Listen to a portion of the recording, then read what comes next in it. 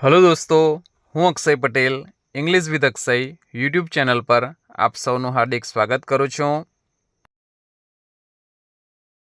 આજના વિડીયોમાં આપણે WH ફેમિલીના જે જુદા જુદા વર્ડ્સ છે એનું ગુજરાતી શું થાય છે તે જોવાના છીએ। WH family question words. પ્રશ્ન પૂછવામાં આવે ત્યારે WH ફેમિલીના શબ્દોનું ગુજરાતી શું થાય છે તે જોઈએ। પહેલો શબ્દ છે વોટ, એનું ગુજરાતી થશે શું। બીજો શબ્દ છે હું, જેનું ગુજરાતી થશે કોણ। ત્યાર પછીનો શબ્દ છે હું ઓલ, જેનું ગુજરાતી થશે કોણ કોણ। આગળનો શબ્દ છે વેર, જેનું ગુજરાતી થશે ક્યાં। અને છેલ્લો શબ્દ છે વેર ઓલ, જેનું ગુજરાતી થશે ક્યાં ક્યાં। અહીં પહેલો શબ્દ છે વાય, જેનું ગુજરાતી થશે શા માટે। ત્યાર પછીનો શબ્દ છે વેન, જેનું ગુજરાતી થશે ક્યારે। આગળનો શબ્દ છે હુઝ, એટલે કોનું। ત્યાર પછીનો શબ્દ છે વિચ, જેનું ગુજરાતી થશે કયું, કઈ, કયા, કયો।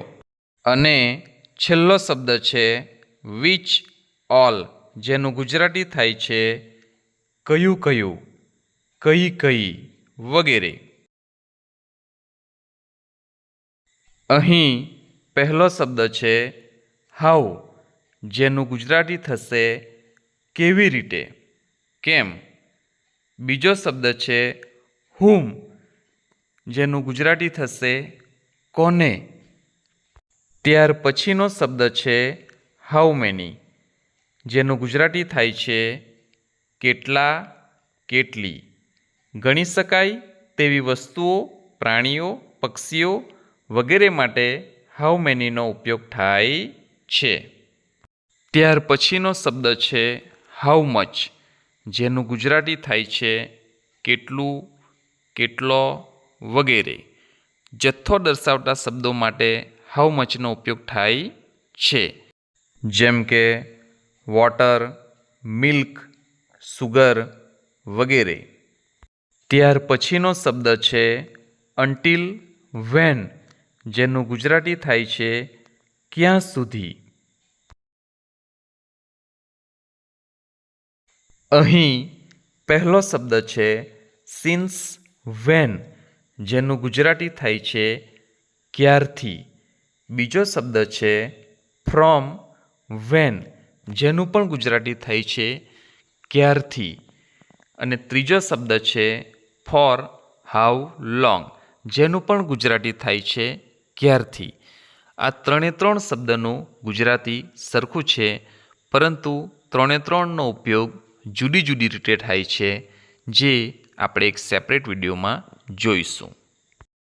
ત્યાર પછીનો શબ્દ છે ફોર વોટ, જેનું ગુજરાતી થાય છે શા માટે। અને છેલ્લો શબ્દ છે વોટ ફોર, જેનું પણ ગુજરાતી થાય છે શા માટે।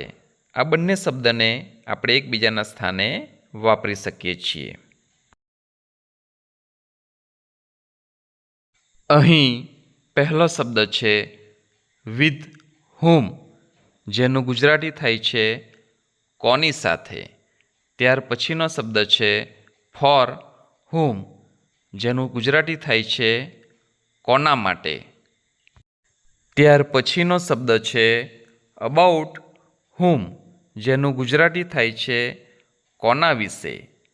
આગળનો શબ્દ છે બાય હુમ, જેનું ગુજરાતી થાય છે કોના દ્વારા।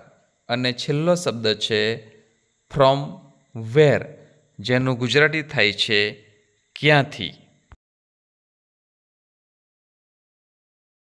અહીં પહેલો શબ્દ છે હાઉ ફાર, જેનું ગુજરાતી થાય છે કેટલું દૂર।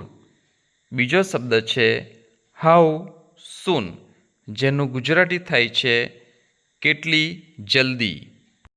આગળનો શબ્દ છે હાઉ બ્યુટીફુલ, જેનું ગુજરાતી થાય છે કેટલું સુંદર.